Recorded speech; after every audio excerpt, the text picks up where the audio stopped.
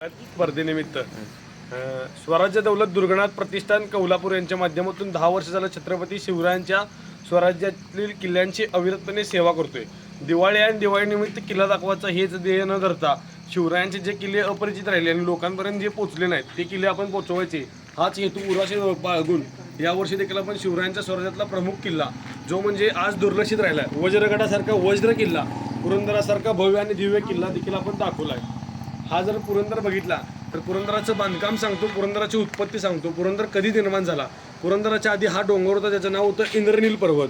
इंद्रनील पर्वताची उत्पत्ती कशापासून झाली? जर हनुमानानं द्रोणागिरी पर्वत नेला असेल, नाव ऐकलं असेल, हनुमानानं जो द्रोणागिरी पर्वत नेला त्या द्रोणागिरी पर्वताचा पडलेला हा तुकडा आहे.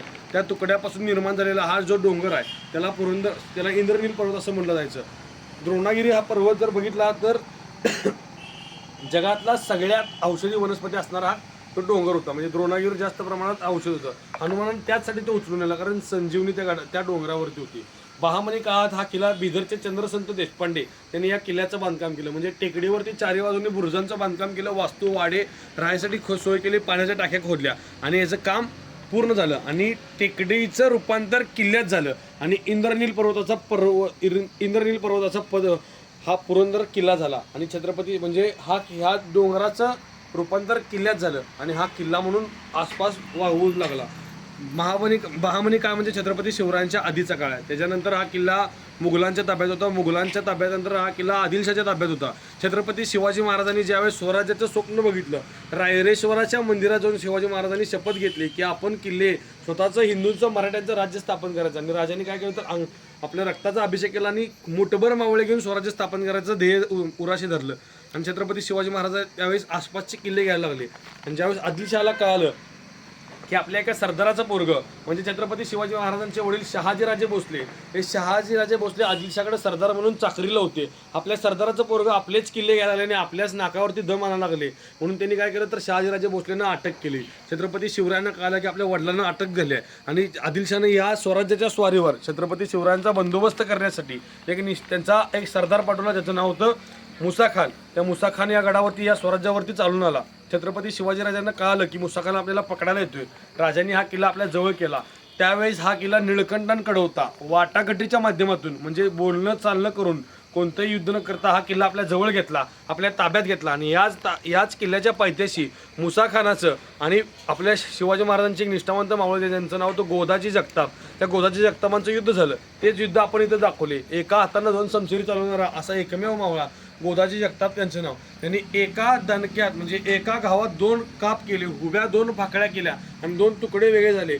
घाबरलेलं सैन्य उलटं फिरालं आणि छत्रपती शिवाजी महाराजांच्या ताब्यात हा किल्ला आला. मुसा खानाचं सैन्य आणि मुसा खान त्याच ठिकाणी ठार पडला. गोदाजी जगतापांचा पराक्रम या गडाच्या पायथ्याशी घडलाय, तो देखील आपण या ठिकाणी दाखवायचा प्रयत्न केलाय. गडाच्या वास्तूंची माहिती सांगतो. समोर संभाजी महाराजांची मूर्ती दिसते, त्याच्या मागच्या बाजूला 3 मजली बुरुज आहे. तर 3 मजली बुरुज म्हणजे काय तर शेंद्र्या बुरुज त्याला म्हणलं गेलंय. शेंद्र्या बुरुज म्हणजे काय? शेंद्र्या बुरुजाचा इतिहास सांगताना असं सांगितलं गेलं की शेंद्र्या बुरुजाचं बांधकाम करत असताना बुरुज बांधणे पूर्णत्वास जात नव्हता. त्यावेळेस या गडावर राहणारे सोननाग त्यांनी आपली पत्नी, त्यांनी आपला मुलगा नागनाग आणि सून देवकाई या दोघांचा नरबळी त्या ठिकाणी दिला आणि 2 टन सोनं त्या ठिकाणी गाडलं गेले. म्हणजे आज जर बघितलं तर त्या ठिकाणी उत्खनन झालेलं दिसते. उत्खनन कशासाठी झालंय तर सोनं जे आहे ते सोनं मिळावं म्हणून इंग्रजांनी उत्खनन केलं. आसपास लोक जातात तरी देखील उत्खनन केलं. त्याचा जो इतिहास आहे आज जर बघितलं तर 4500 फूट समुद्र सपाटीपासून याची उंची आहे. पण गाडीच आपण बघायला गेलं तर निम्म्याच्या वरतीपर्यंत गाडी जात्या. प्लस हा किल्ला आर्मीच्या ताब्यात आहे त्यामुळे आपल्याला बघायला मिळत नाही. 4 वाजेपर्यंत फिरायला मिळते. फोटो काढायला मोबाईल अलाउड नाही. मोबाईल बरोबर वही पेन पुस्तक काहीच घेऊन जाऊ शकत नाही. डोळ्यात जेवढा सामावता येईल तेच हा किल्ला बघायला मिळतोय. म्हणजे याचा इतिहास छत्रपती शिवरायांचा इतिहास लोकांपासून मागे राहिला आहे. प्लस हा किल्ला आज लोकांच्या माध्यमात किंवा लोकांना हा किल्ला बघायला मिळत नाही कारण आर्मीचा बेस आहे. याच किल्ल्याला ह्याच शेजारी त्याच तोलाचा मोलाचा आणि तितकाच बलाढ्य असा वज्रगड देखील आहे. पण त्याच गडावर काय तर या गडावरती असणाऱ्या औषधी वनस्पती याचबरोबर त्या देखील गडावरती औषधी वनस्पती आहेत. त्यामुळे त्या गडावरती जाता येत नाही. का जाता येत नाही? औषधी वनस्पती त्यांनी तिकडे जाऊ का शकत नाहीत. या गडावरती दारू कोठारा होती, आर्मीचा कॅम्प आहे. व्हायब्रेशनमुळे या गडावरचे प्राणी साप विंचू किडे असतील ते त्या गडावरती शिफ्ट झालेत. अनेक विषारी प्रकारचे साप बघायला मिळतात त्यामुळं त्या गडावरती जायला येत नाही.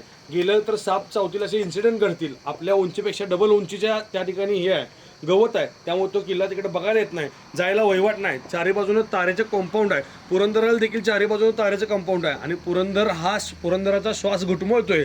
तोच श्वास मोकळा करायचं कार्य आम्ही या स्वराज्य दौलत दुर्घटनाथ प्रतिष्ठान कोल्हापूर यांच्या माध्यमातून करायचा प्रयत्न केलाय आणि हा किल्ला आपल्या समोर दाखवलाय. अनेक वेगळ्या बाजूनं अनेक वेगळ्या वास्तू आहेत. मी सांगितलं की 3 किल्ले दाखवलेत. 3 किल्ले बघायला गेले तर 2च दिसतात. एक तरी हा पुरंदर पलीकडचा आहे तो वज्रगड. तिसरा किल्ला बोर्डवर पण नाव लिहिलं घेरा पुरंदर. घेरा पुरंदर केलाय कुठं, आहे कुठं किल्ला? घेरा पुरंदर म्हणजे काय तर गडाच्या चारी बाजूने जितक्या ठिकाणी वस्तू वाड्या दिसतात त्या सगळ्या भागाला घेरा पुरंदर असं नाव देण्यात आलं. आणि तोही एक अभूतपूर्व किल्ला, तोही एक किल्ला हे छत्रपती शिवाजी महाराजांनी सांगितलं गेलं. त्याच म्हणजे जे रामोशी समाजाचे लोक होते ते या ठिकाणी राहायचे आणि त्या लोकांचं नेतृत्व होतं. शिवाजी महाराजांसाठी त्यांचा खूप सहवास लागलाय आणि शिवाजी महाराजांसाठी त्या लोकांनी खूप कार्य केले. ते देखील आपण या ठिकाणी दाखवायचा प्रयत्न केला आहे. पुढे जाऊ बाकीच्या भागांची माहिती सांगतो.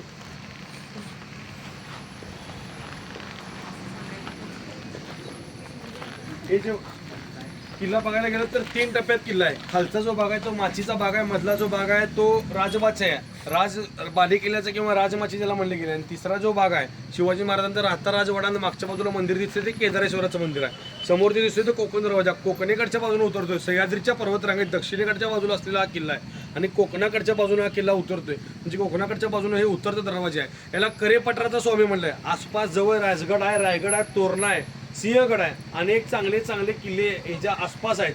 तरी यालाच का करेपठाराचा स्वामी म्हणला. तितक्याच बुलंद तेवढ्या ताकदीचा किल्ला आहे. आणि जर आसपास बघितलं रायगडापेक्षा उंच जर म्हणलं तर रायगडापेक्षा उंच हा किल्ला आहे. फक्त ह्याचा छत्रपती शिवाजीराजांनी मग प्रश्न पडतो की राजाने याला राजधानी का केली नाही. राजगडावरून रायगडावर राजधानी नेली आणि रायगडावरून पुन्हा इकडे का नाही, म्हणजे राजगडावरून रायगडावर गेले.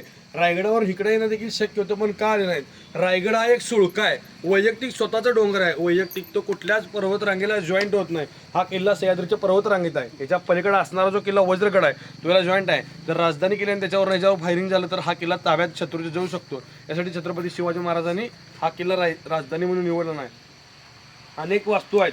ही जो दिसते ती मिसाळ मेट आहे. अनेक 3 टाक्याचं मंदिर आहे, निरगुड मेट. म्हणजे या ठिकाणी जे कॉर्नर आहेत त्याला मेट म्हणलं जाते. ते मेट देखील आपण दाखवायचा प्रयत्न केला आहे. त्याचबरोबर रामोशी समाजाची घरं आहेत ते देखील आपण इथं दाखवले आहेत. मागच्या बाजूने अजून बाकीची माहिती. हा जो बुरुज आहे तो फाशीचा गडा किंवा कडेलोटाची जागा म्हणली आहे. शिवकार्यात सगळ्यात जास्त म्हणजे शिवाजी महाराजांच्या काळात शिक्षाचा जो प्रकार होता सगळ्यात गंभीर शिक्षा कुठली दिली जायची तर कडेलोट. ती कडेलोटाची शिक्षा देण्याचं ठिकाण ते देखील आपण इथं दाखवले.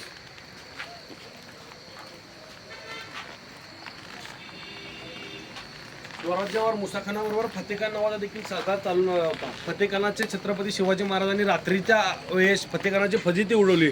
मावळ्यांनी काय केलं तर गडावरनं रात्रीच्या वेळेस अचानक यायचे आणि तोफांची कानबंदी करायची. तोफांची कानबंदी म्हणजे काय, तोफांना कान असतेच कुठं, आपल्याला प्रश्न पडतो. तोफांची कानबंदी म्हणजे काय तर तोफांच्या ज्या ठिकाणी वात लावली जाते त्या वात लावलेल्या ठिकाणी मोळा ठोकला जायचा आणि त्याच ठिकाणी त्या तोफा निकामी केल्या जायच्या. रात्री मराठी अचानकपणे रात्री निद्रेत असताना मुघलशाही निद्रेत असताना गडावरती यायचे, अचानकपणे धक्का द्यायचे आणि त्यांच्या तोफा निकामी करायची. ते युद्ध आपण या ठिकाणी दाखवायचा प्रयत्न केला. हे या ठिकाणी फतेखानाचं युद्ध आहे. या गडावर जास्त प्रमाणात दारुगोळा कोठर होती. दारुगोळा कोठराचं बांधकाम जर बघितलं तर बाहेरच्या बाजूला लाकडाचं बांधकाम आणि आतल्या बाजूला सिमेंटच्या किंवा दगडाच्या भिंती, त्याच्यावरती छप्पर आहे आणि दोन्हीच्या मध्ये जागा आहे. कशासाठी जागा, चारी बाजूने बघा कुठल्याच बुरुजावरती तोफ बघायला मिळणार नाही. स्वराज्यातला किल्ला आहे आणि तोफ का ठेवली नाही प्रश्न निर्माण होतोय. का ठेवली नाही तर या गडावरती वनस्पती असल्या कारणानं औषधी वनस्पती होत्या. पावसाचं पर्जन्यमान जास्त प्रमाणात व्हायचं. तोफा भिजून निकामी होऊ नयेत, तोफा गोळे जर भिजले तर ते वेस्ट होऊ नयेत, युद्धाच्या काळात कुठला त्रास होऊ नये यासाठी प्रत्येक ठिकाणी जर बघितलं तर तोफा दारुगोळा किंवा तोफखाना किंवा दारुगोळा कोटर आहेत त्या ठिकाणी तोफा स्टोअर केल्या जायच्या. त्याच ठिकाणी त्यांचा मेंटेनन्स व्हायचा. भिजल्या तोफा तर त्या दोन्हीच्या मध्ये जी जागा आहे त्या ठिकाणी वाळवता यायच्या. त्याचीच एक छोटीशी प्रतिकृती या ठिकाणी लावली आहे. सगळ्यांना कळकळीची विनंती करतो, 3 महिने झाला अविरतपणे कष्ट घेतोय आणि रात्रीचा दिवस करून किल्ला उभा केलाय. फक्त येताना पायात काही ठिकाणी किल्ला बाहेर आलाय, मेटं बाहेर आल्यात. सगळ्यांना विनंती आहे किल्ला पायात फक्त बघा. चुकून धक्का लागल्यानं काय होतं, कापड आहे, कापड उडलं जातं आणि ह्याच्यावरती पोपडे वगैरे निघतात. प्लस कुठल्याच वास्तूला आणि मावळ्यांना हात लावू नका, कारण जागेचा अंदाज आला नाही. आम्ही काहीतरी करतोय हेच फक्त स्वप्न धरलेलं. किती मोठं होईल, काय होईल, कसा होईल याचा आम्ही कधीच विचार केला नव्हता आणि जे झालं ते तुमच्या समोर आहे. फक्त कळकळीची विनंती करतो की कुठल्याच मावळ्यांना हात लावू नका, कुठलेच मावळे तोडू नका. काय होतंय तुमच्याकडनं चुकून हात लागून मावळे तुटतात. परत तुम्ही ते त्याच ठिकाणी ठेवतोय. आम्ही त्या मावळ्यांकडे बघत नाही, कारण रोज बघून बघून सवय झाल्या. एखाद्या मावळ्याचा हात उडला, नाक उडला, कान उडलं, तुम्हाला बघताना ते काय वाटत नाही, कारण तुमच्याकडनं चुकी झाल्या, तुम्ही त्या ठिकाणी ठेवून पुढे जाताय. दुसऱ्याला बघताना काय वाटतं की अरे यांच्याकडे काहीच नाही, एवढा मोठा किल्ला केला आहे आणि या मावळ्याला नाकच नाही, ह्याची तरवालाच तुटल्या, ह्याचा हातच तुटलाय. तसं न करता तुमच्याकडनं काय झालं तर आम्हाला सांगा, आम्ही तुम्हाला कुठलाच दंड नाही करणार, पण ती मावळ त्या ठिकाणी दुसरं काहीतरी ठेवता येईल, दुसरा मावळ ठेवता येईल, हीच कळकळीची विनंती आहे. त्यापेक्षा हे तुकडं न होण्यापेक्षा कुठल्या गोष्टीला हात जर लावला नाही तर लईच बरं होईल. जय हिंद, जय. तेवढंच विनंती करतो, समजून घ्या. बाकी पुढे जाऊन बाकीच्या वास्तूंची माहिती सांगा.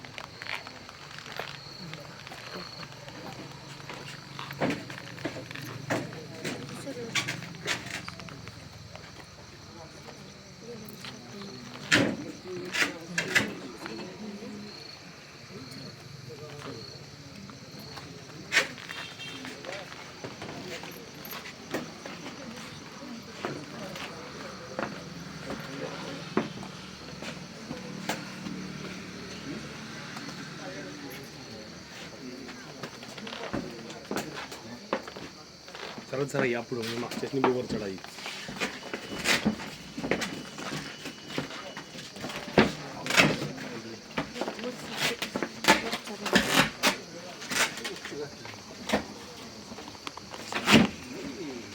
समोर जो दिसतोय तो बालेकिल्ल्याचा भाग आहे. बालेकिल्ल्याचा भाग म्हणजे काय, त्या ठिकाणी छत्रपती संभाजी महाराज म्हणजे हिंदुत्वाचा धगधगता अग्निकुंडाने स्वराज्याच्या सिंहानं डरकाळी फोडली. छत्रपती संभाजीराजांचे जन्म ठिकाण ज्याला म्हणलं गेले, संभाजीराजांच्या जन्म ठिकाण पण आपण इथे दाखवले. वरच्या बाजूला राजगादी शिवाजी महाराजांचं किंवा संभाजी महाराजांचं राहायचं ठिकाण हे देखील दाखवले.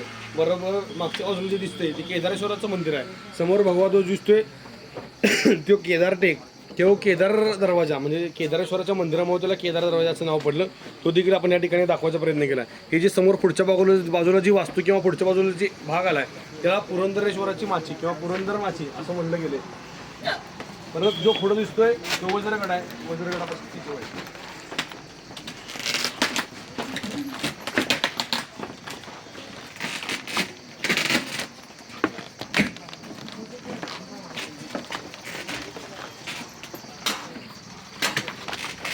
हे दोन्ही किल्ले छत्रपती शिवाजी महाराजांचे किल्ले, दोन्ही किल्ले एका किल्ल्याच्या माध्यमातून एकमेकाला जॉईंट होतात.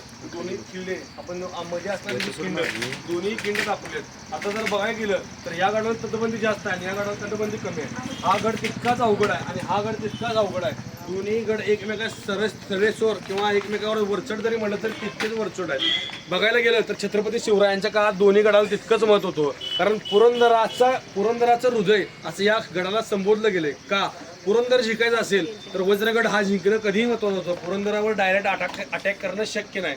पुरंदर जिंकायचं म्हणलं तर वज्रगड जिंकणं कधीही मराठ्यांना किंवा मुघलांना गरजेचं होतं. ज्यावेळी छत्रपती शिवाजी महाराजांनी औरंगजेबाला सळो की पळ करून सोडलं आणि स्वराज्याचा निर्धार हाती घेऊन महाराजांनी सुरतेसारखी मोठी लूट केली.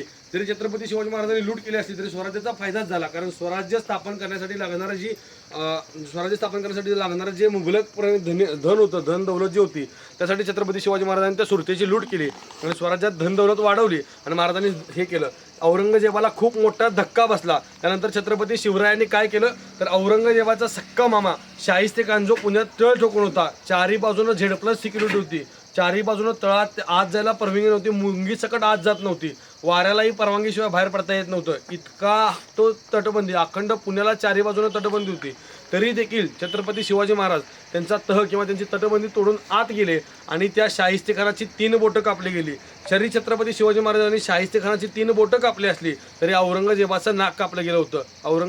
औरंगजेबाला ज्यावेळेस कळालं की शाहिस्तेखानाची 3 बोटं कापली गेलेत, औरंगजेब चिडला आणि औरंगजेबानं छत्रपती शिवरायांचं नाक दाबून तोंड उघडायचं, आपलाच माणूस त्यांच्यातलाच माणूस पाठवायचा आणि शिवरायांना आपल्याकडे आणायचं हा ध्येय केला.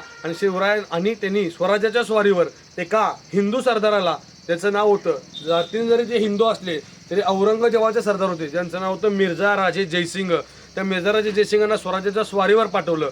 जातीनं राजपूत होते, आपल्यासोबत 80,000 मुघल सैन्य आणि 5,000 पठाणी सैन्य आणि पठाणी तरबेज सरदार ज्याचं नाव होतं दिलेर खान. त्या दिलेर खानाला घेऊन या स्वराज्यावरती चालून आले. दिलेर खान आणि मिर्झा राजे जयसिंग या दोघात वाटाघाटी झाली. तुम्ही मिर्झा राजे जयसिंगांनी आसपासचा खालचा भाग घ्यायचा आणि दिलेर खानानं डोंगर किल्ले घ्यायची, शिवाजी महाराजांना सळो की पळू करून सोडायचं, रयतेला त्रास द्यायचा म्हणजे राजा शरण येईल आणि राजा शरण आल्यानं त्यांचं स्वराज्य संपुष्टात जाईल हा त्याने प्लॅन आखला आणि मिर्झाराजे जयसिंग सासवडजवळ येऊन थांबले आणि जे दिलेर खान या गडावरती चालून आला आणि पुरंदरावरती मिर्झाराजे जयसिंग आणि मोरारबाजी देशपांडे या दोघांचं घणाघात युद्ध झालं. 300 मावळे विरुद्ध 7000 मावळे असं युद्ध झालं आणि मोरारबाजी देशपांड्यांना हत्तीवरून तीर मारण्यात आले, हत्तीवरून बाण मारले. दोन्ही आता 2 शमशेरी घेऊन मोरारबाजी लढत होते, पण काय त्या ठिकाणी मोरारबाजींना धारातीर्थी मरण आलं आणि त्या ठिकाणी धारातीर्थी ते पडले. छत्रपती शिवाजी महाराजांना कळून चुकलं की आत्ता आपण सुरुवात केली आहे, स्वराज्याचं स्वप्न बघितलंय, स्वराज्य खूप मोठं करायचं आहे आणि अखंड भारतभर किंवा अखंड दख्खन असेल, दिल्ली असेल, इथंपर्यंत स्वराज्य 7 समुद्रापार स्वराज्य पोचवायचं आहे. हा निर्धार छत्रपती शिवाजी महाराजांनी केला. यासाठी शिवाजी महाराजांनी काय केलं तर वाटाघाटीच्या माध्यमातून, तहाच्या माध्यमातून या गोष्टीवरचा तिढा सोडवायचा. यासाठी छत्रपती शिवाजी महाराजांनी मिर्झाराजे जयसिंगांबरोबर तह करायचं ठरवलं. पुढच्या बाजूला आपण दिलेर खानाचं युद्ध दाखवले, ते देखील पुढे जाऊन बघूया.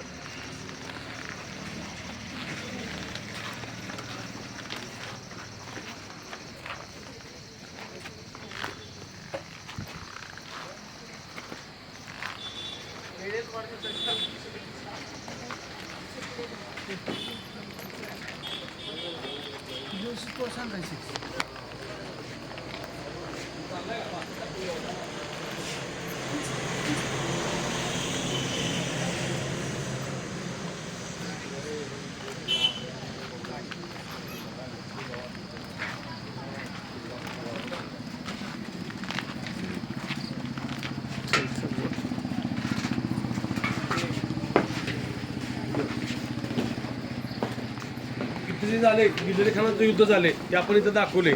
आणि हा जो वज्रगड आहे हा आज आर्मीच्या त्या ठिकाणी आर्मीचं फायरिंग सेंटर असल्या कारणानं बघायला मिळत नाही. हाच किल्ला लोकांसमोर आणायचा हेच आमचा उद्देश होता. त्यासाठी आम्ही हा वज्रगड या ठिकाणी दाखवला आहे. छत्रपती शिवाजी महाराजांनी मिर्झाराजे जयसिंग या दोघांमध्ये तह झाला आणि मराठ्यांना 23 किल्ले द्यावे लागले. छत्रपती शिवाजी महाराजांचा त्यानंतर 9 वर्षानंतर राज्याभिषेक सोहळा झाला आहे आणि राज्याभिषेक सोहळ्यात 350 पेक्षा जास्त किल्ले आहेत. म्हणजे शिवाजी महाराजांनी ज्यावेळेस तह केला त्यावेळेस त्यांच्यावरती जनता किंवा रयत नाराज होती, पण शिवरायांना जाणता राजा म्हणले गेले.